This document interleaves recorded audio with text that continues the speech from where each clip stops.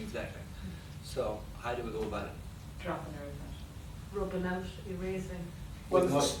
This self is totally made up. It's totally illusory.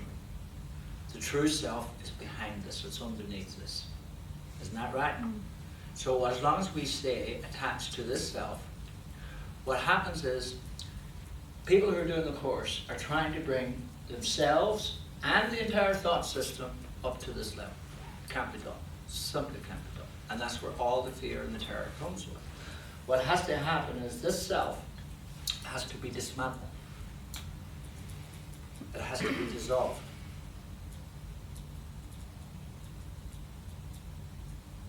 How? Good question. Actions, letting go. We're not going to get into it today because we haven't enough time, but this is exactly what we're going to be doing in the teacher's course on the 13th. All right, I'm just going to give you a rough idea. All right, we've got all the pieces now, all the components are together, and this is what people have been searching for in spirituality for 2,000 years, called the search for self. You see here,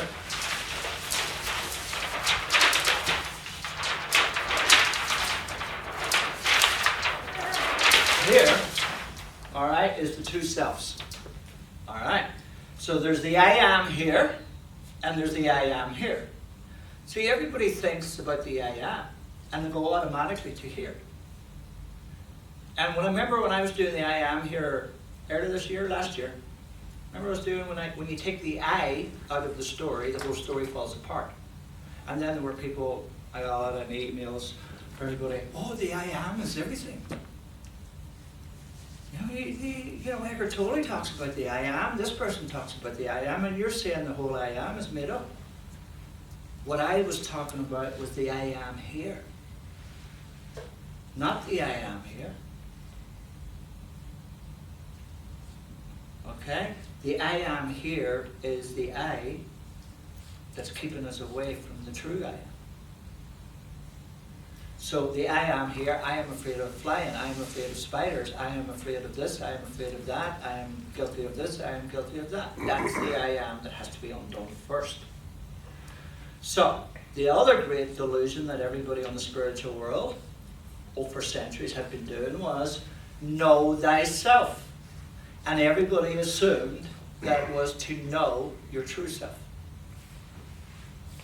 No one ever thought it was about know who you are, because I did this in America, and when I asked people who they were, they told me their name, where they were from, and blah, blah, blah. And I says, who are you?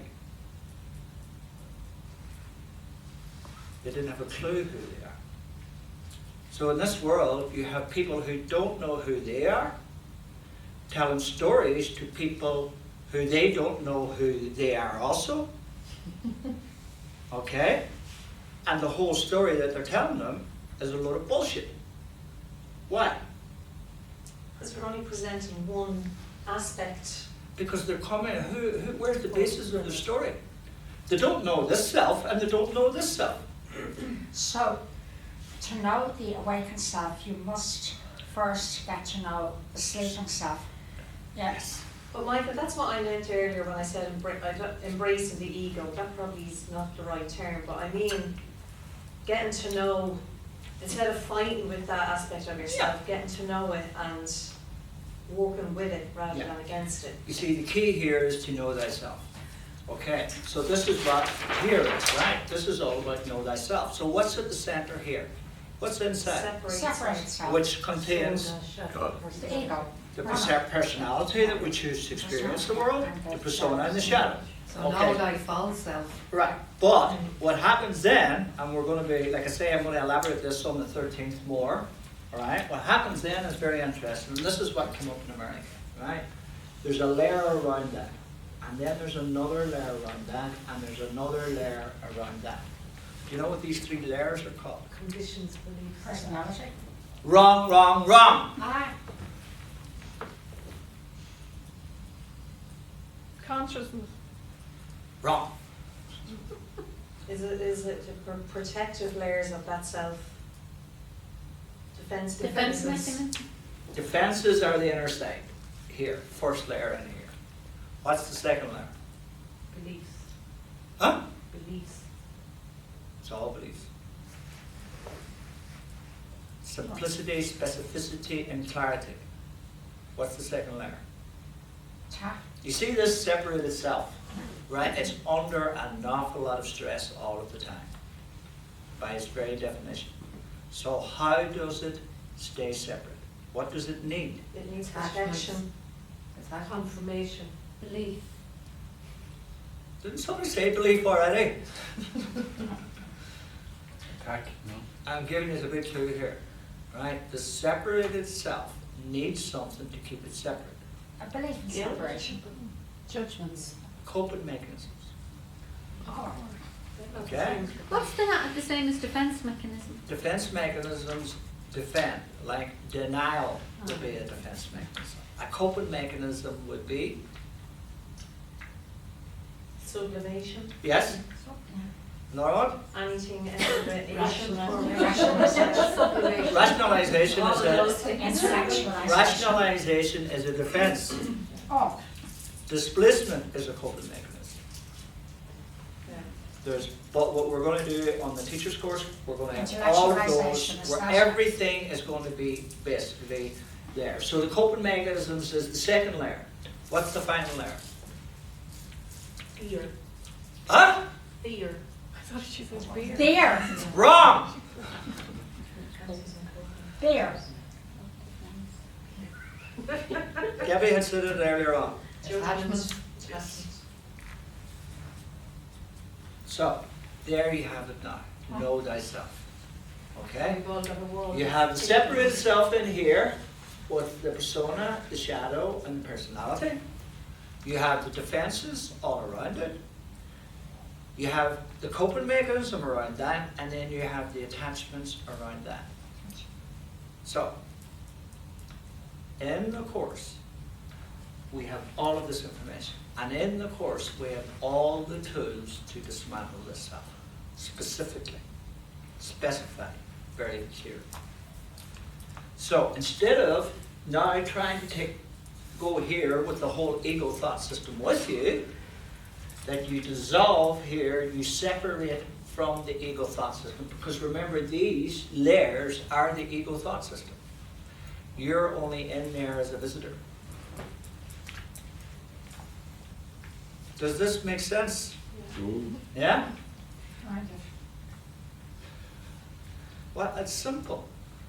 Not easy. It's Not not easy. easy. It's not easy, but it is simple. But I think that one of the difficulties is, if you take an experience, say, I've looked at some of your stuff on your website, the ACIM website, and you talked about revelation. So the thing is, you've had something that is an experiential understanding, a knowingness that comes from within. Yeah. And you use words to explain that. Yeah. Words by their nature are part of this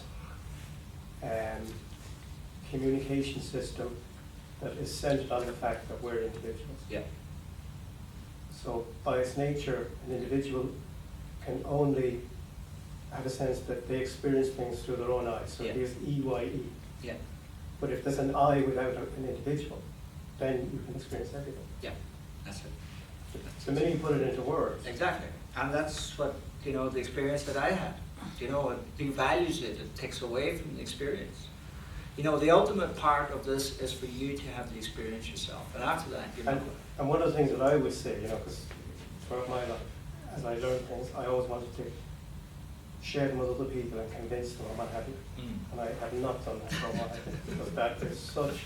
But that's by it's definition. frustrating, isn't it? Well, by definition, if I want to convince other people, then I'm not convincing myself, because I'm back in their world versus Exactly. they're in their world and I'm happy Yeah. that they're doing what they're doing and blessed that I know what I know. Yeah.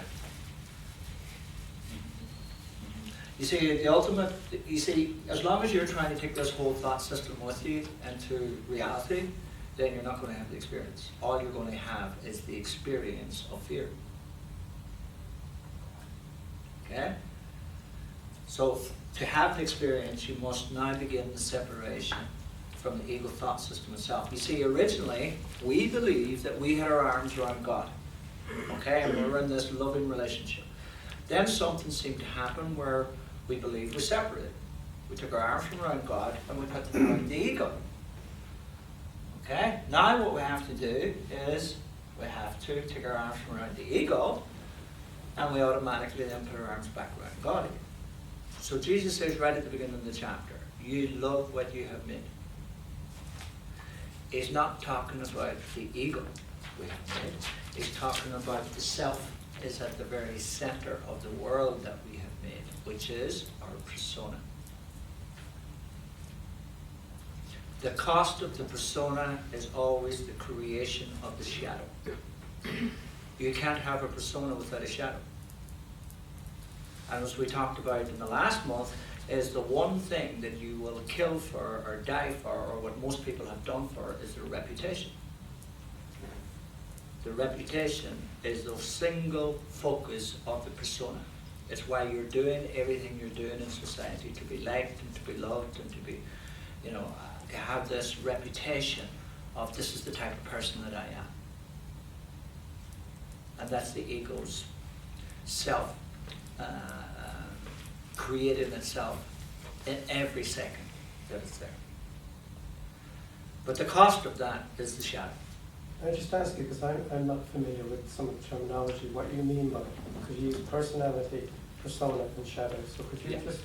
Well, just quickly, what we do is we come into the world, we choose a personality. And there's a number of personalities. Okay, you have introvert, extrovert, you have open, you have closed, you have conscious, conscientious, you have unconscientious, you have neurotic, high, low, and so on. So, what I was saying in America was this is,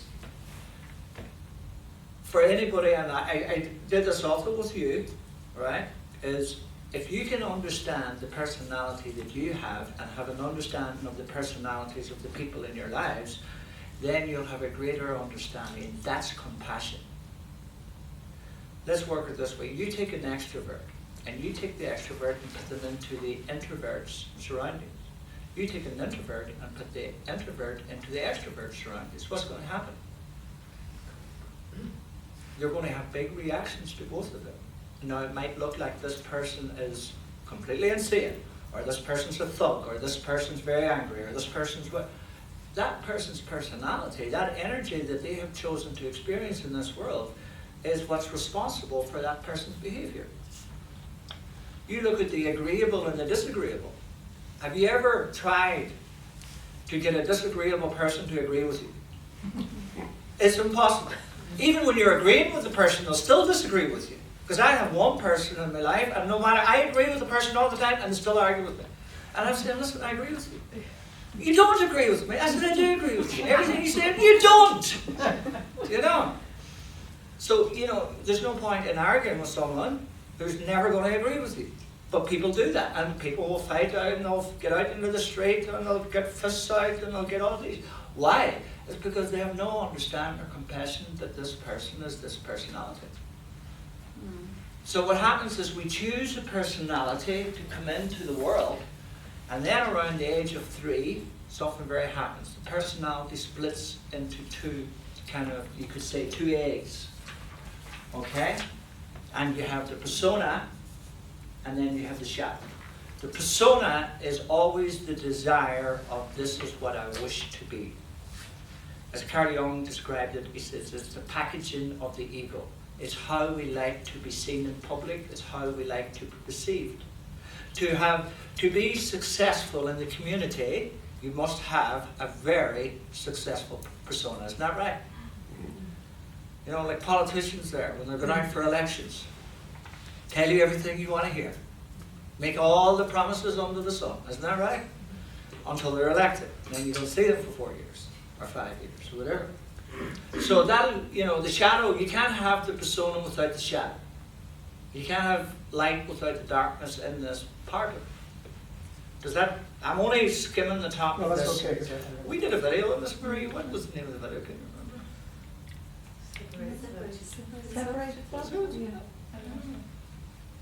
Yeah. There's one of those videos of where it's all on it in a way that you can have a look at. But ultimately here, you see, this is navigation. This is what we're doing here is navigation. It's about getting the right starting point right here. Okay? You know, and the place that you should start here is always here with the separated self. Always with the separated self. Forget about everything else in the course. Forgiveness and all the tools will dismantle this illusionary self.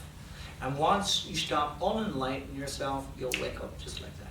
Because you're already enlightened. You don't have to do anything to be enlightened. You don't have to get any special books.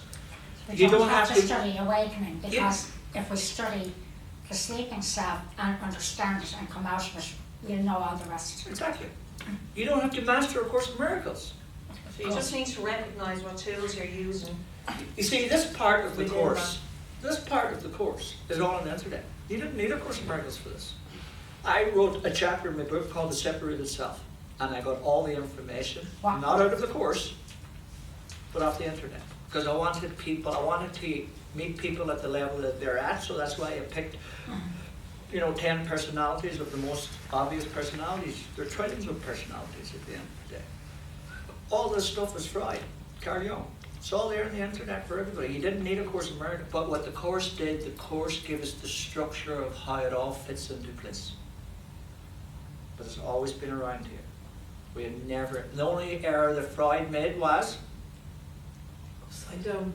He thought that this world was the real world and the other one your was. starting point was wrong. That's all. That's the only error that Freud thought that this was our reality. So therefore, Jesus talks about upside down perception in the course. That's what he's doing. He's taking Freud's and he's turning it right upside down. If Freud had did that, that's what the whole course is telling us. So, the starting point here is dismantle this, and the more that you take this apart, now you're undoing your attachment to the ego. You can't destroy the ego.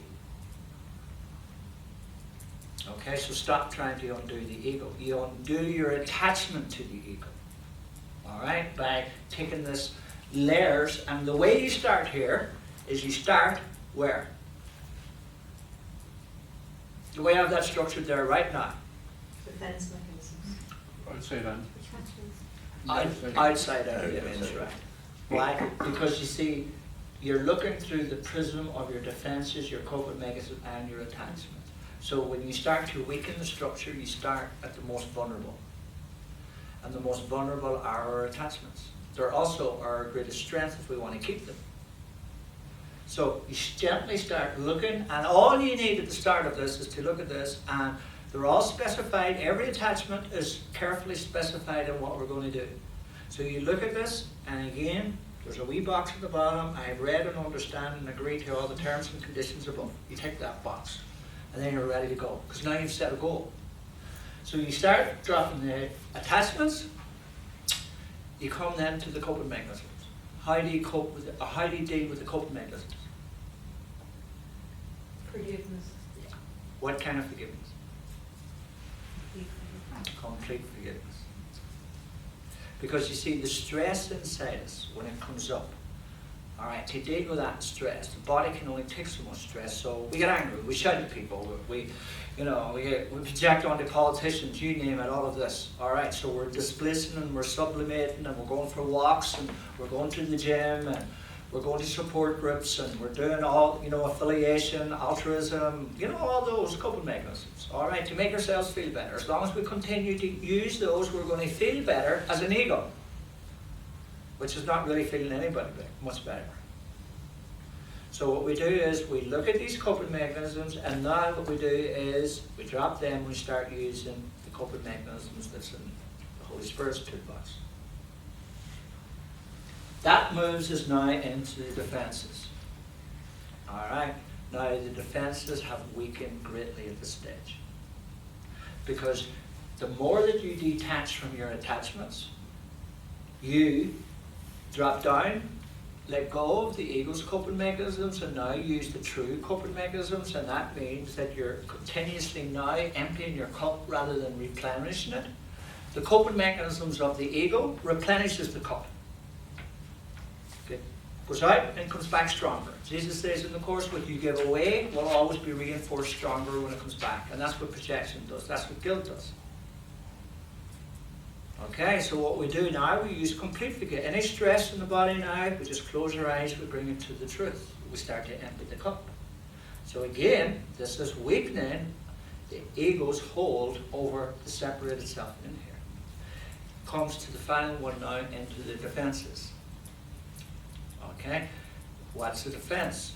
Rationalization is the biggest defense of all. And by using complete forgiveness with the rationalizations, which is the choice, at the end of the day, now we're letting down the defenses. So you see inside, you have the persona and the shadow. What keeps the persona strong? The shadow. No. The shadow is the effect of the persona. What keeps the persona strong? Your attachment to your reputation. Your attachments, your special love, people that you think greatly in your life. That's what the persona is all about. That's who you're trying to impress. You know, have you got people in your life that you, when you meet them, that you try to impress? Anybody? Everybody has someone here. Do you know what I mean? Like, let's be honest about it. If you turn around and say, no, I don't, you're really saying is I don't have a persona, which goes back to denial and goes back into suppression again. There are people that we kind of put on a nice face for, isn't there? Yeah. See, every time that you're doing that and you're not aware that you're doing it, you're creating a shadow behind it. That means for every person that you meet who all smiles and everything and all this, then you're going to tell someone else to fuck off. Something like that. Cause and effect. That's the way it works. Sorry, Corinne. You should be used That to wasn't it. directed at me, wasn't it? No. I just seen you smiling there, like, you know. So, you know what I mean? Like, what it really, as you detach this from the outer layers, all right, the whole thing starts to fall apart. Now, that is cause and effect. That's you working cause and effect now. See, you're going with the flow now because you know how everything works.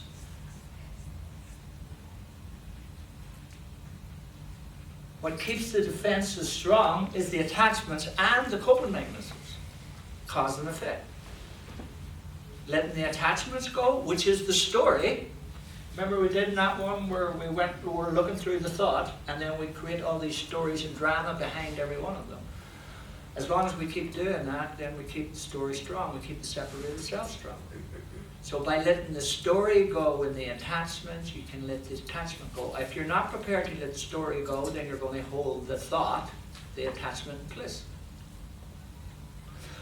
So is there any story in your life that you're willing to hold on to? Is there a single story that you want to hold on to?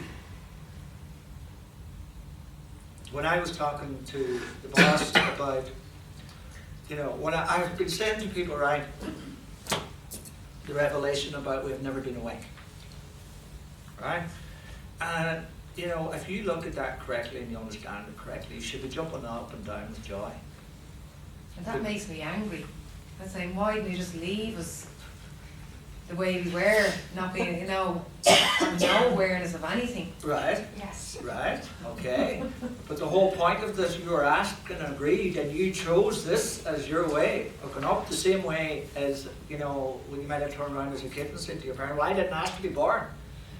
You did ask to be born, and you asked for me to be your parent or your daughter or your son or whatever, like, you know. So what you're saying is ignorance is bliss. I'm saying God's a prick.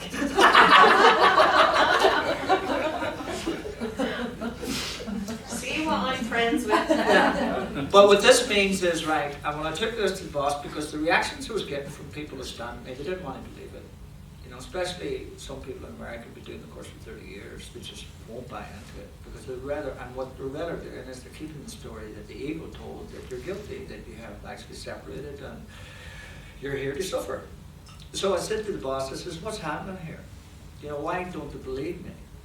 You know, and he said it wasn't a question of whether they believe you, it's what they want to believe.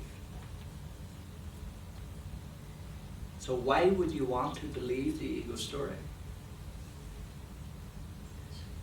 Huh? Yes, but there's a cost involved in that.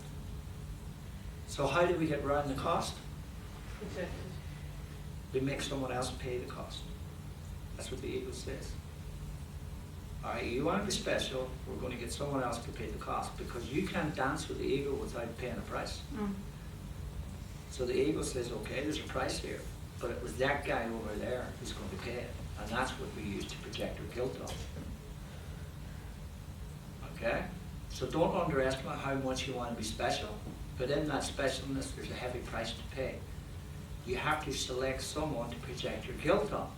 But that's only half the story that the ego says. The other half the story that the ego didn't say is that projection comes straight back to us. It's like a boomerang. Every time you project something out, you're firing that boomerang. And then you're getting up and you're kind of walking away and being all happy with yourself, and all of a sudden, bang, back to the head, the boomerang hits us. It's like everything returns to the source. Always. Because that's what projection is. You know? And it could take, that boomerang could come back in a few moments, go back in a few days, it could come back in a couple of weeks, or it could take 6 months. Just how good you are at suppressing. You know, but it will always come back. So we pay the price for specialness at the end of the day. You always pay the price. So, we dismantle the self, which takes us out of the ego thought system, which basically happens then here. The belief in separation will be undone when the separated self has been dismantled, because it is illusory and doesn't exist. And you waken up here. That's A Course in Miracles. 4 parts. 1, 2, 3. 4th part that you chose to do. Now, isn't that simple? No. Simple but not easy. Simple but not easy. But a person might accept the fact that I'm the son of God, I'm in this state. You know, I'm the son of God, Yeah. I'm in this state.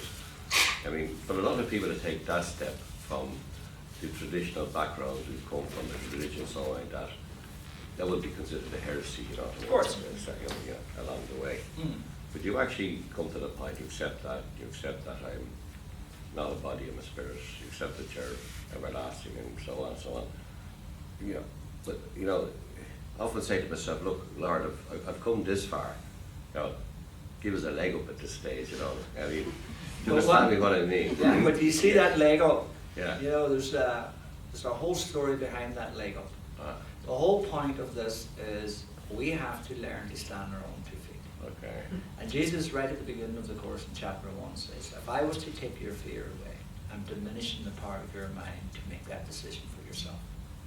See your children, all right? All our children, you know, we're disempowering them all the time because we think it's the right thing to do everything for them. You know, we have to allow our children to make mistakes while we're there to look over them. Because it's only through making mistakes that life really is learned by people, like, you know. When everything's going great, we get between mind wandering, between getting too cocky, getting all of these things, and all of a sudden something happens and it's bang. You know, and that happens to an awful lot of people. You know? So it's all trial and error Well, throughout the whole thing. Ignorance at the end of the day is the root cause of all pain and suffering in this world. And education is the solution. And when I mean education, I'm talking about teaching our children how to think, rather than telling them what to think. That's the key. You know, we could teach our children to take responsibility for everything in their lives at a very young age, and that child will grow up to take responsibility in everything they do. We could teach our children acceptance that it's okay, you know, everybody's a part of you, everybody's at one with you. There might be different colors, they'll have different religions, they'll have different, you know, ways of living and all of that, but they're still you. So we accept everybody for who they are. Little simple things like this. Teach them how the mind works, the structure of the mind. Teach them how judgment works. A child would pick that course up in 1 year, no problem. Whereas, Sorry, Michael, but you know the word education, where it actually comes from? It's from Latin, and educere, or educo, is to lead out of. yeah. So the actual root of the word education is To lead from about ignorance. what's in you being brought out. Right. It's not about filling a bucket. Yeah. It's about lighting a fire within the individual. and allowing them to understand that, which comes back to the very thing you're saying, we're born that way, Yeah, and we're taught that's right. to be dependent. Yeah. Education, you see, I did a thing, it's called the 7 spiritual senses also, and we all have these senses. You know, we're all born with these senses. Intuition, we're born with telepathy, we're born with awareness, we're born with a whole lot of things, but education puts it out of us. You know, because we're told what to see, what to understand, what to judge, we're told all these things. I heard someone say once, like, you know, for the first 2 years, everyone is saying to a child, walk and talk. And then they And for tell the them, next so then 18 shut up. For the next 18 years, they tell them to sit still and be quiet. There's a lot of truth in all of that, like, you know. There is a lot of truth in that. It's just insane. Totally insane. We fixed for time.